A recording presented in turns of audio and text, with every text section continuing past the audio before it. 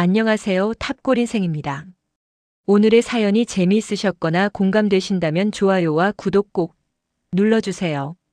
30년 만에 다시 마주한 얼굴.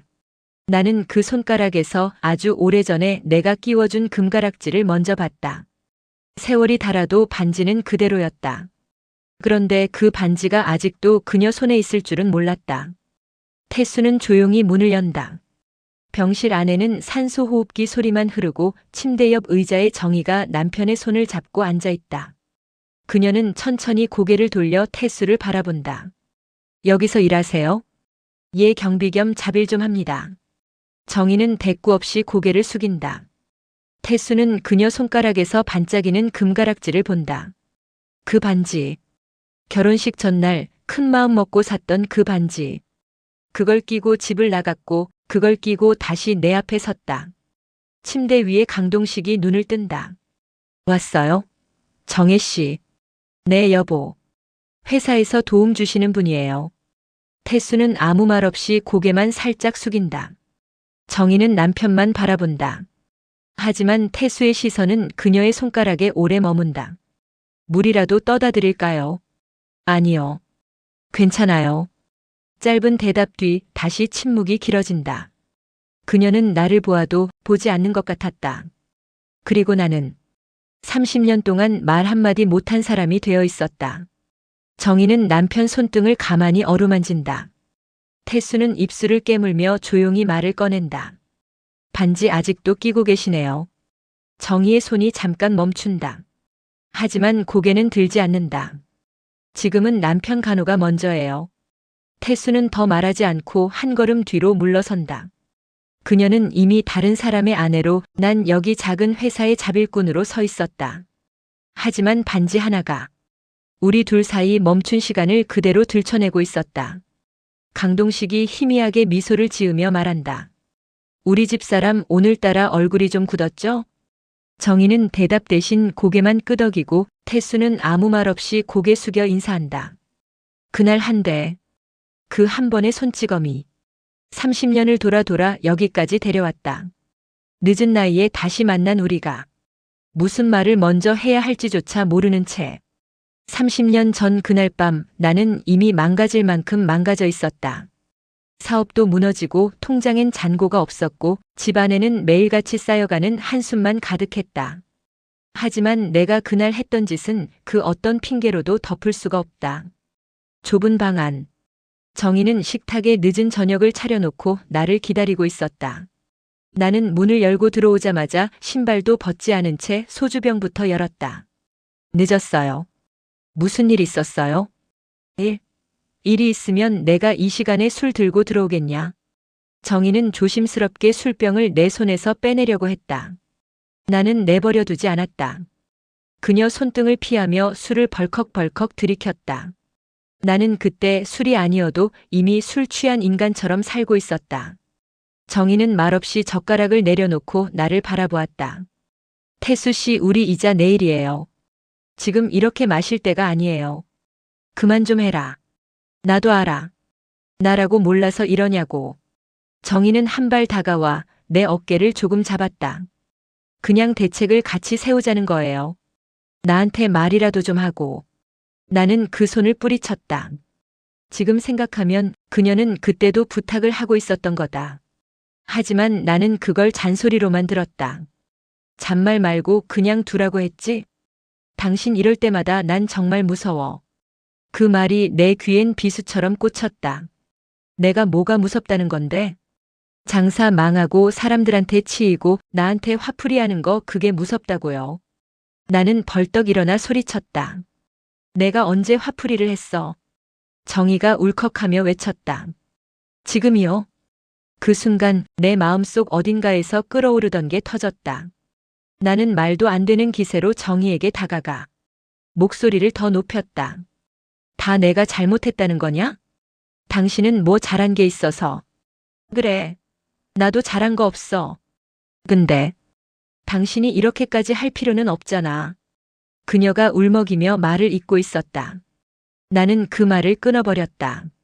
지금 나한테 대드는 거냐? 정희도 억울함에 밀리지 않았다. 대드는 게 아니라 당신이 무너지는 거 나도 무섭다고요. 그 순간 내 손이 허공을 지나갔다. 그 소리는 크지 않았다. 그런데 우리 둘의 모든 것이 그 한 번의 소리로 끝나버렸다. 정희의 뺨이 빨갛게 변하고 그녀는 손바닥으로 뺨을 감싼 채 말을 잃었다. 나는 당황했지만 그 순간마저 잘못된 자존심이 입을 먼저 열어버렸다. 그러게 하지 말랬잖아.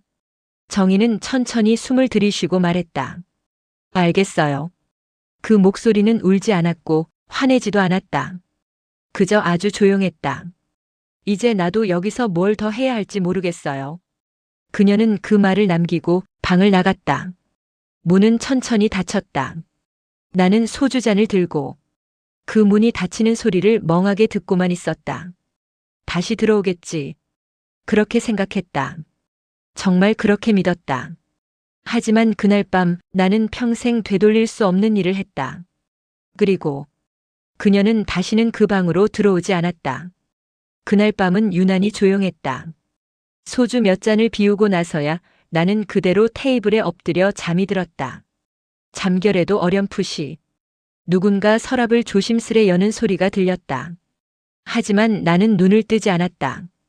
그게 마지막 신호였다는 걸 그땐 몰랐다. 새벽 4시. 정희는 방 안불을 켜지 않은 채 작은 가방 하나에 옷을 넣고 있었다. 그녀의 움직임은 느렸고 조용했다. 마치 소리 하나조차 나에게 허락받지 못하는 사람처럼. 이렇게까지 오게 될 줄은 몰랐는데. 그녀는 고개를 숙이고 서랍 속에 굴러다니던 반지 상자를 꺼냈다. 열어보니 그 반지는 흐릿한 불빛 속에서도 익숙한 형태로 빛났다. 정희는 반지를 꺼내 잠시 손에 쥐었다. 그리고 천천히 왼손 약지에 끼웠다. 그 반지는 우리가 결혼식 전날 서투르게 웃으며 맞잡았던 손의 기억이었다. 좋았던 날도 있었는데 그녀는 끝에 가서 그 반지를 끼고 나를 떠나는 걸 선택했다. 정희는 잠시 거실 쪽을 바라본다. 술에 취해 엎드려 있는 나. 서글픈 숨을 한 번 내쉰 뒤 그녀는 양말 한 켤레를 조용히 내 옆에 내려놓았다. 추울 텐데. 그 말은 내가 들을 수 없는 말이었다. 그래도 그녀는 말했다. 자기 자신에게 남기는 인사처럼. 현관 앞에 선 정희는 잠깐 멈춰 선다. 손에 쥐었던 집 열쇠를 신발장 위에 올린다. 그녀는 다시 한번 반지를 만지작거린다.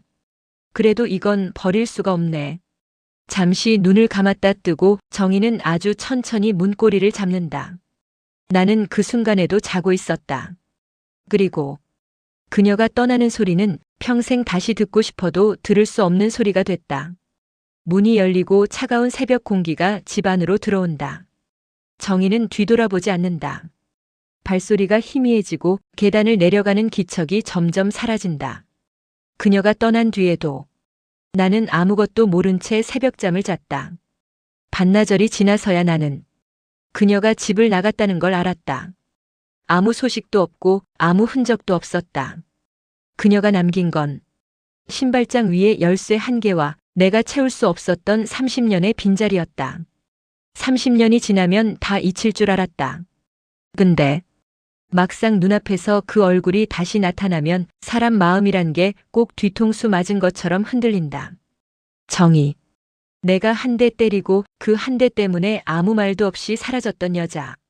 세월은 흘렀는데 내 죄는 아직 제자리였다.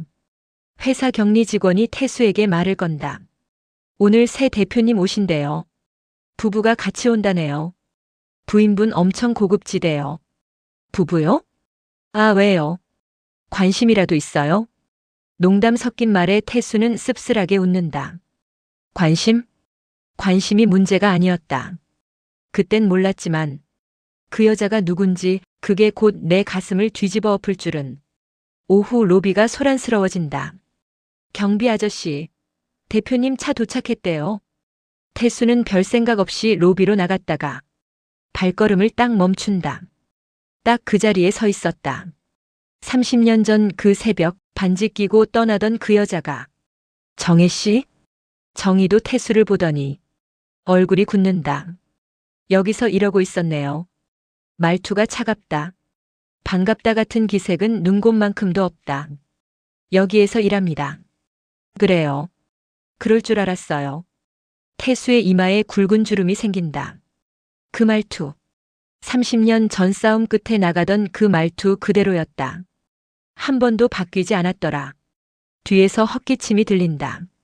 새 대표 강동식이 지친 얼굴로 다가온다. 여보 누구세요? 정희가 냉정하게 말한다. 여기 직원이에요. 박태수입니다. 강동식은 태수의 이름을 되뇌며 고개를 끄덕인다. 아, 네. 잘 부탁드립니다. 우리 집사람 좀 잘 모셔주세요. 정희는 표정 하나 없이 말을 끊는다. 여보 가요. 여기 오래 서 있으면 피곤해요. 그 말투에는 남편을 배려하는 기색보다 태수를 피하고 싶은 마음이 더 짙게 배어 있다. 그래. 나 피하고 싶겠지. 근데 30년이 지났으면 말 한마디 정도는 할 수 있는 거 아닌가. 두 사람이 엘리베이터 쪽으로 걸어가자. 태수는 용기를 내어 정희를 부른다. 정혜 씨. 정희가 천천히 뒤돌아본다. 차갑다 못해 서늘하다. 왜요? 그 반지 아직도 끼고 있네. 정희는 손가락을 잠깐 숨기듯 움켜쥔다. 나한테 그런 말할 자격 있어요? 태수는 입을 다문다. 정희는 한 발 앞으로 다가오며 낮은 목소리로 말한다. 30년 동안 어디 있었는데요? 한 번이라도 찾아왔어요? 사과라도 했어요? 태수의 얼굴이 굳는다. 찾았다. 근데 내가. 정희가 말을 자른다. 그만해요. 그땐 때릴 때는 쉽게 때리더니 찾아올 땐 왜 그렇게 어려웠을까요? 정희의 말투가 세다. 시니어답지 않게 날카롭다. 그게 오히려 현실적이다. 그래. 맞는 말이다. 내가 찾지 않았다. 사과도 못했다. 그게 사실이었다. 나이 먹었다고. 죄가 줄어드는 건 아니었다. 엘리베이터 문이 열리자 정희는 다시 남편의 팔을 붙잡고 들어가며 말한다. 일은 일대로 하세요. 우리 개인사는 여기서 말하지 말죠. 문이 닫히기 직전 태수는 마지막으로 짧게 말한다. 미안하다. 정희는 끝까지 시선을 주지 않은 채 문을 닫는다. 그날 나는 30년 전 그 새벽보다 더 깊게 혼자 서 있었다. 말은 했지만 해결된 건 아무것도 없었다. 정희는 그대로였고 나는 더 초라해져 있었다. 정희와 다시 마주친 뒤 나는 하루 종일 마음이 뒤집힌 채로 회사를 돌아다녔다. 어쩌면 다시 마주친 게 벌이라고 생각했다. 그녀에게 쏟아낸 말도 그녀가 뿜어낸 차가움도 모두 제자리에 온 셈이었다.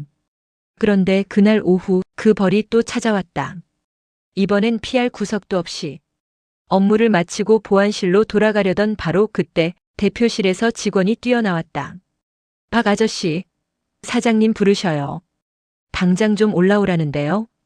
태수는 순간 숨이 턱 막히지만 겉으로는 아무렇지 않은 척한다. 부르신다고요? 네, 사모님도 계시는데. 둘이 분위기가 좀 이상해요. 가고 싶지 않았다. 하지만 가야 했다.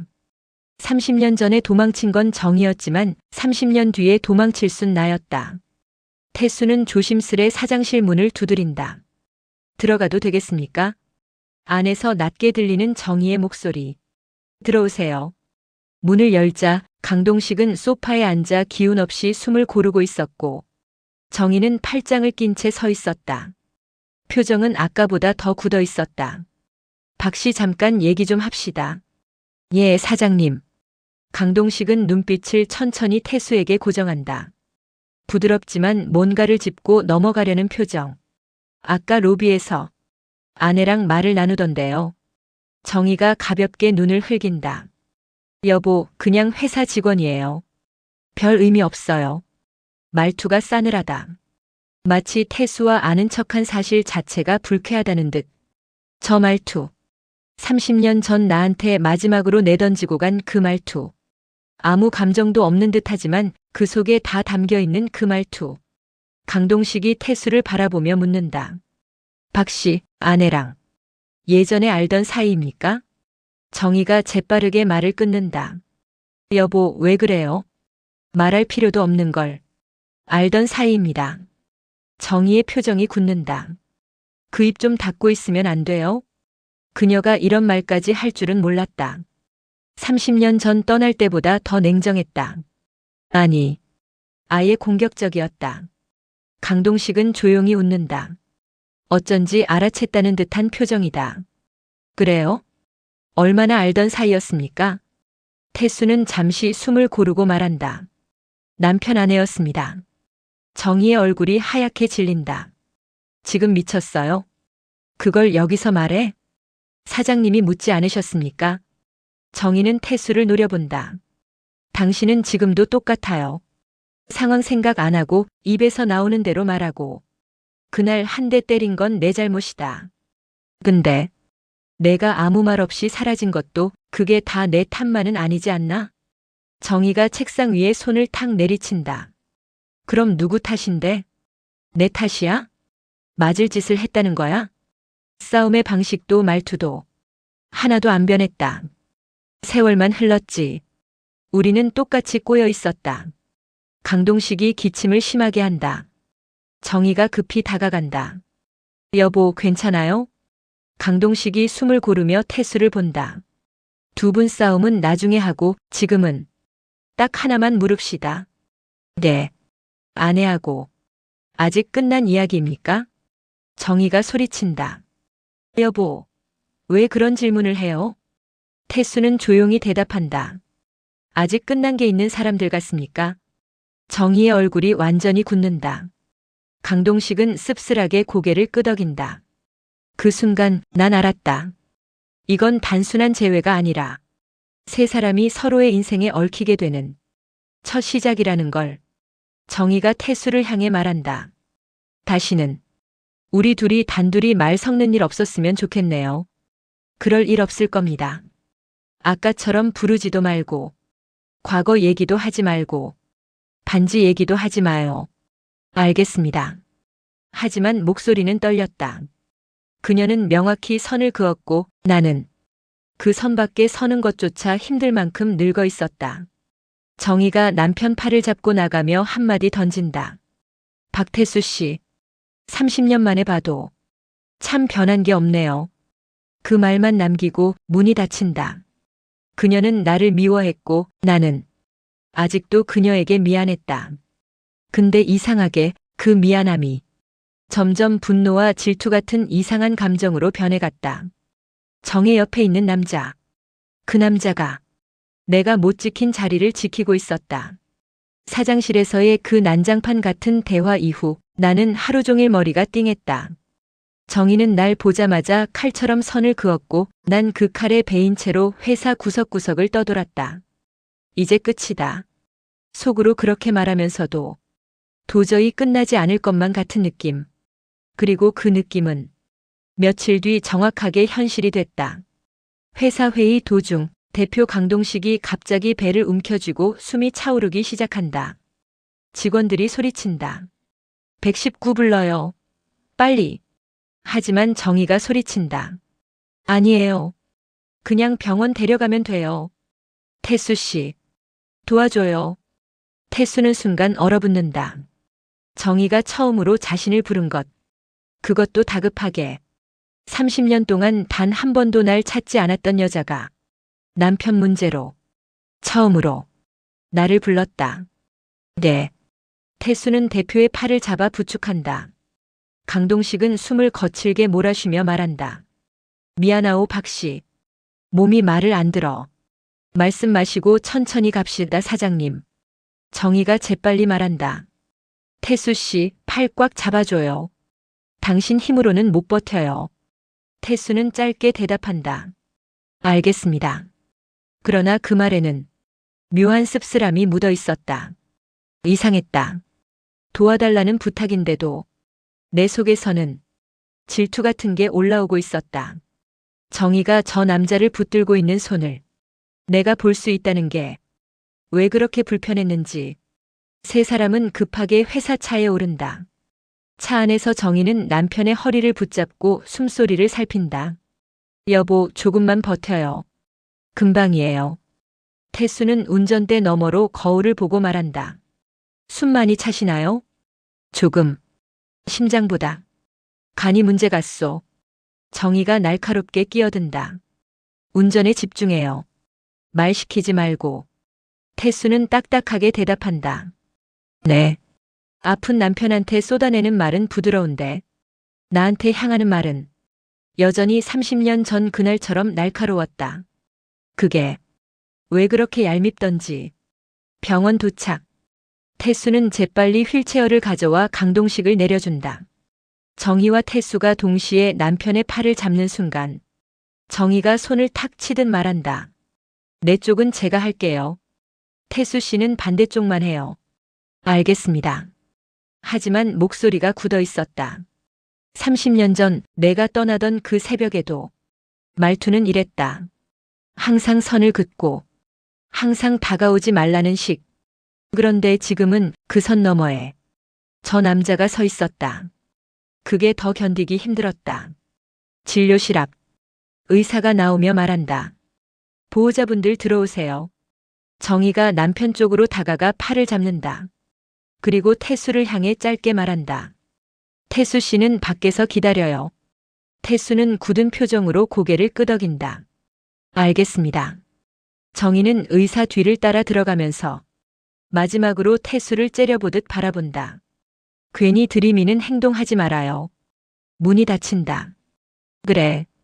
역시 우린 막장 같은 과거를 가진 사람들이었다. 근데 이상하게 그녀가 남편 팔을 붙잡는 모습이 자꾸만 내 속을 긁어댔다. 질투인지 후회인지 아니면 혼자 늙어버린 내가 초라해서인지 이제 나도 모르겠다. 한 가지 확실한 건 이 세 사람의 관계는 이 병원 문 안에서부터 완전히 다른 방향으로 흘러갈 거란 거다. 진료실 문이 닫힌 뒤 나는 복도 의자에 앉아 발끝만 내려다보고 있었다. 여기까지 와서도 정희는 끝까지 나를 바깥사람으로 밀어냈다. 아니, 그녀는 나를 과거라고 부르고 싶은 눈빛이었다. 하지만 문이 열리는 순간 나는 그 눈빛을 다시 마주해야 했다. 진료실 문이 열리고 정희가 나온다. 표정이 완전히 굳어 있다. 강동식은 휠체어에 기대 숨을 고르고 있다. 의사도 따라 나와 간단히 설명한다. 상태가 많이 진행됐습니다. 간과 다른 장기로 전이가 빠릅니다. 지금부터는 치료보다 관리가 중요합니다. 정희의 눈빛이 흔들린다. 얼마나 남았다고요? 구체적인 기간은 말하기 어렵습니다. 다만 대비는 하셔야 합니다. 정희의 손이 떨리고 그 손을 강동식이 가볍게 잡는다. 괜찮아요. 나한테 올 일이 이제 온 거지 뭐. 정희는 입술을 꽉 깨문다. 나는 그 장면을 몇 걸음 뒤에서 보고 있었다. 질투인지 동정인지 혹은 내가 잃어버린 인생의 그림자인지 복잡하게 뒤엉켜 가슴 한구석이 찌릿하게 아파왔다. 정희가 태수를 향해 걸어온다. 표정은 차갑고 분노가 깔려있다. 왜 여기 있어요? 밖에서 기다리라 했죠? 태수는 담담하게 대답한다. 남편분 상태가 걱정돼서. 걱정? 지금 와서 당신이 뭘 걱정해요? 사람이 아프면 도와줄 수 있지 않습니까? 박태수 씨, 도와줄 자격이 있다고 생각해요? 30년 동안 뭐 했는데요? 태수의 얼굴이 굳어진다. 맞는 말이었다. 하지만 그녀가 던지는 말에는 내가 이해할 수 없는 날카로운 가시들이 있었다. 마치 나한테 화내면서도 어딘가 아직 정리가 안 된 사람처럼. 태수는 더 이상 참지 않는다. 그래, 내가 잘못했다. 근데 그때 당신도 말 한마디 없이 사라졌잖아. 정희가 폭발한다. 맞고도 남았으니까요. 맞은 사람이 왜 떠났나 생각은 안 해요? 그날 내가 잘못했다. 그거 인정한다. 근데 30년 동안 연락 한 번 없던 당신도 연락을 왜 해요? 돌아와서 또 맞으라고. 태수는 뒷말이 막혀 입술을 깨문다. 그녀 말 한마디 한마디가 내 심장에 그대로 박혔다. 그날 이후 나는 스스로 벌 받느라 쪼그라들어 살았는데 정희는 그 반지를 끼고 어떤 마음으로 살았을까? 그 순간 휠체어에서 강동식이 웃음 섞인 목소리로 말한다.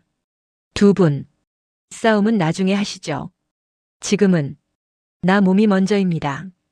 정희는 바로 남편 쪽으로 돌아간다. 여보, 미안해요. 잠깐 감정이 올라왔어요. 괜찮소. 나도 들을 만큼 들었으니까. 그는 태수를 바라본다. 박씨. 네. 아내하고 예전 일이 많은가 보죠? 정희가 급히 말한다. 여보, 제발. 많았습니다. 정희가 눈을 크게 뜬다. 입 좀 다물라니까. 정희의 그 표정. 미움만 있는 건 아니었다. 두려움, 혼란, 그리고 묘하게 눌러둔 감정 같은 게 섞여 있었다. 나만 그렇게 보인 걸까? 아니면 그녀 본심이 그대로 드러난 걸까? 강동식은 잠시 태수를 바라보다 고개를 끄덕인다. 박씨. 네. 나중에 우리 셋이 따로 얘기하는 시간 좀 가집시다. 정희가 깜짝 놀란다. 여보, 왜요? 필요하니까. 숨을 크게 들이쉬며. 어차피 내 시간도 얼마 안 남았다고 하니. 여보. 태수는 아무 말도 하지 못한다. 그리고 그 순간 나는 깨달았다. 이제부터 벌어질 일들은 단순한 재회가 아니라 서로의 30년을 파헤치는 막장 같은 진짜 시작이라는 걸. 정희의 남편 강동식이 셋이 얘기하자 그 말 한마디 하는 순간 정희는 얼굴이 완전히 굳어버렸다. 그녀에겐 과거를 들춰내기 싫은 이유가 있었고 나에게는 들춰지면 도망칠 곳도 없다는 걸 이미 알고 있었다. 하지만 가장 당황한 건 강동식 본인이 아니었다. 나는 그 남자가 생각보다 훨씬 많은 걸 알고 있다는 느낌을 받기 시작했다. 진료실을 나와 병실로 이동한 뒤 정희는 남편에게 약을 먹이고 담요를 덮어주며 말한다. 여보, 앞으로 이런 말하지 말아요. 셋이 무슨 얘기를 해요. 괜히 당신만 힘들어지지. 강동식은 약한 미소를 띈다. 힘들면 어떻소? 어차피 내 인생은 마지막 페이지 넘기고 있는 건데. 정희는 눈을 질끈 감는다. 그런 소리 하지 말아요. 태수는 문가에서 조용히 서 있다. 그녀는 태수에게 신경 쓰지 않으려는 듯 하지만 계속 옆눈으로 의식한다. 정희의 눈빛엔 남편을 잃을까 두려운 마음과 과거가 들킬까 두려운 마음이 뒤죽박죽 얽혀 있었다. 그리고 그 감정 안에는 분명히 나도 있었다. 30년 전 떠났어도 나를 완전히 버린 건 아니었다는 느낌. 그걸 느끼는 내가 더 한심했다. 강동식이 손짓한다. 박씨, 와봐요. 태수는 천천히 다가온다. 예, 사장님. 강동식은 잠시 숨을 고른 후 뜻밖의 말을 꺼낸다. 아내가 당신 얘기를 가끔 했소. 정희가 벌떡 일어선다. 여보, 그런 말 왜? 강동식, 난 다 듣고 있었어. 결혼 전에 누구보다 아꼈던 사람이 있었다고. 그건 예전 얘기고 지금은. 태수가 조용히 묻는다. 내 얘기를 했습니까? 정희는 두 사람을 번갈아 보며 숨조차 제대로 못 쉰다. 아니, 그건 그냥 추억 같은. 그 추억이 그 반지하고 같이 남아 있었던 겁니까? 정희의 표정이 흔들린다. 그 흔들림은 분명하다. 그녀가 날 완전히 지워버렸다면 그렇게 흔들릴 이유가 없었겠지. 얄팍한 희망이었지만 그 순간만은 그 눈빛이 거짓말 같지 않았다. 강동식이 오히려 담담하게 말한다. 박씨, 내가 죽고 나면 정혜 씨 혼자 남습니다. 여보, 제발 그만. 당신도 알잖아. 내가 오래 못 버틴다는 거. 정희는 손으로 얼굴을 가린다. 그래서 묻겠습니다. 아내하고 정리할 게 있습니까? 태수는 잠시 생각한다. 그리고 사실대로 말한다. 정리할 게 많습니다. 정희는 태수를 향해 소리친다. 거짓말 하지 마요. 이미 끝난 사이예요. 끝났다고요. 정혜 씨, 끝났으면 그 반지는 왜 아직도 끼고 있습니까? 정희는 순간 숨이 턱 막힌다. 말을 잇지 못하고 뒤돌아선다. 도망치고 싶었겠지.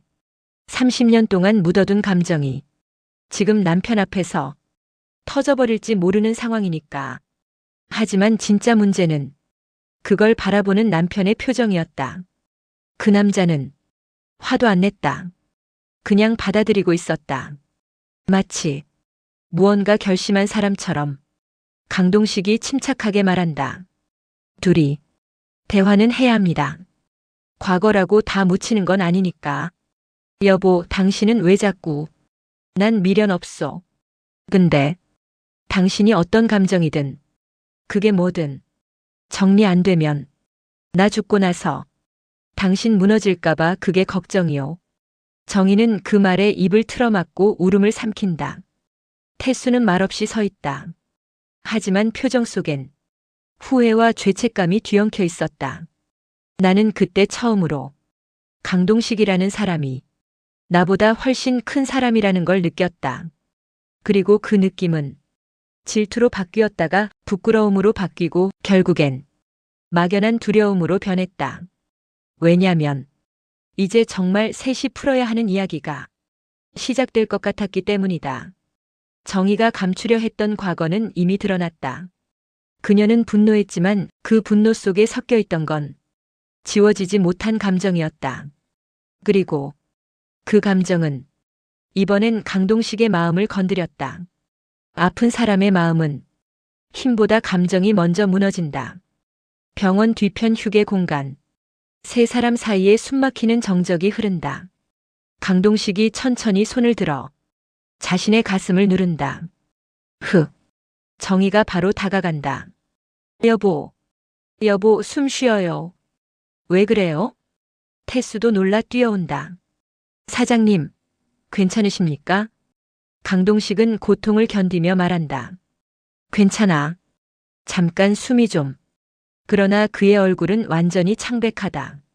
아무리 미운 남자라도 죽음 앞에서는 이상하게 마음이 흔들린다.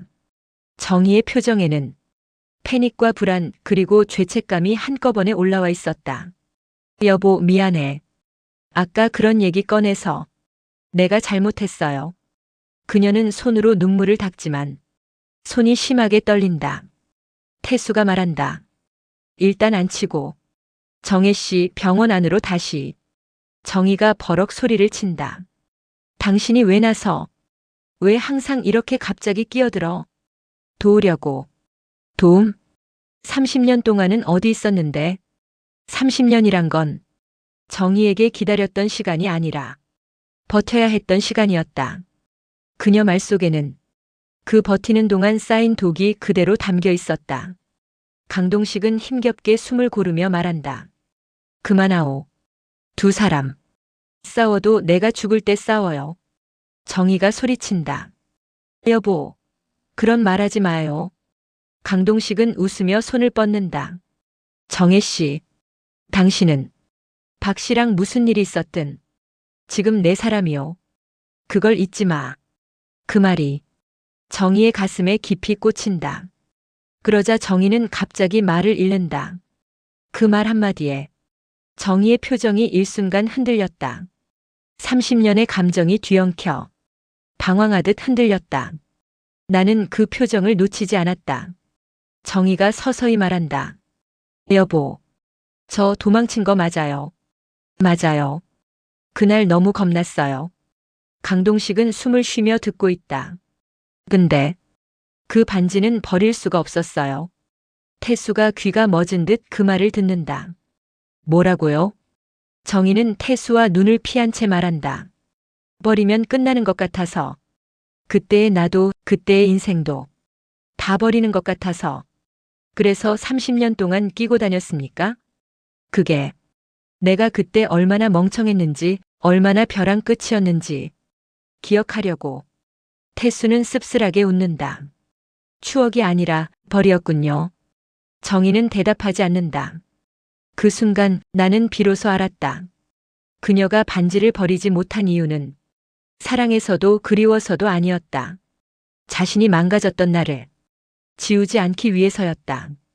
나 때문이 아니라 그때의 자기 자신 때문이었다. 그리고 그 사실이 이상하게 더 가슴을 찔렀다. 잠시 정적. 강동식이 힘겹게 태수에게 손짓한다. 박 씨, 한 가지만 묻고 싶소. 네. 그날 정혜 씨를 때린 이유가 도대체 뭐였습니까? 정희가 다시 소리친다. 여보, 듣지 마요. 이 얘기 들을 필요 없어요. 태수는 피하지 않는다. 그날 제가 제 인생이 무너지는 게 무서워서 제일 가까운 사람한테 화냈습니다. 그게 이유? 그게 다였어요. 가장 비겁한 남자의 가장 비겁한 고백. 하지만 거짓은 없었다. 진실이라고 좋은 건 아니다. 진실은 때때로 더 잔인하다. 정희는 말없이 고개를 돌린다. 강동식은 눈을 감으며 작게 숨을 쉰다. 나는 그때 알았다. 이 세 사람 사이의 비극은 지금 끝난 게 아니라 이제부터 시작이라는 걸.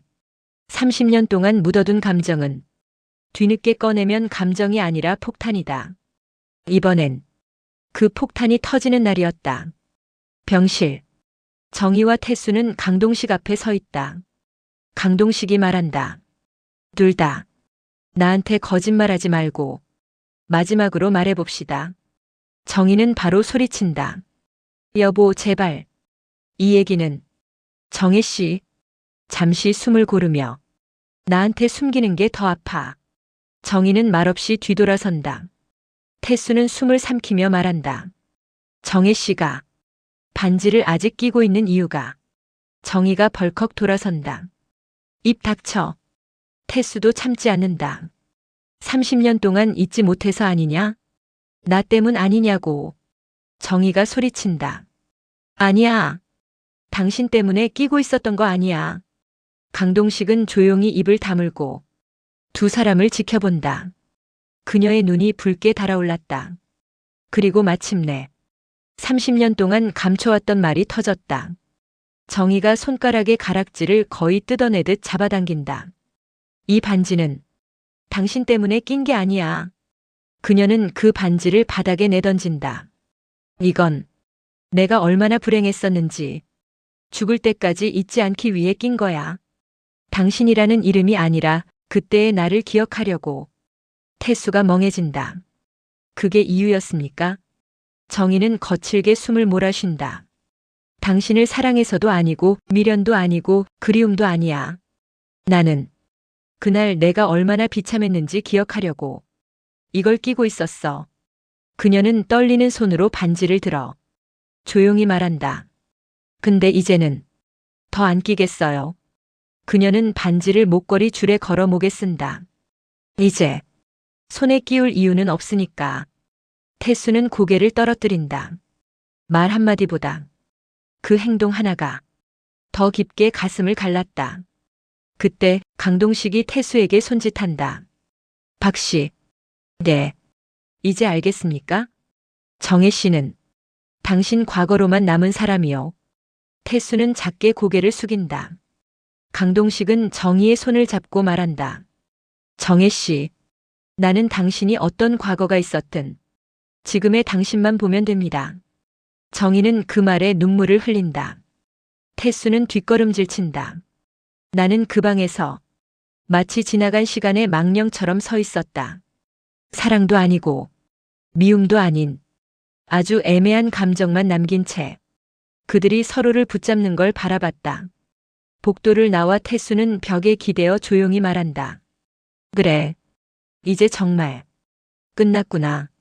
그는 한 번도 울지 않는다. 하지만 그의 어깨엔 30년의 무게가 내려앉아 있었다. 사랑은 오래전에 끝났지만 죄책감은 끝나지 않았다. 그리고 반지는 이제 그녀의 목에서 조용히 흔들릴 뿐이었다.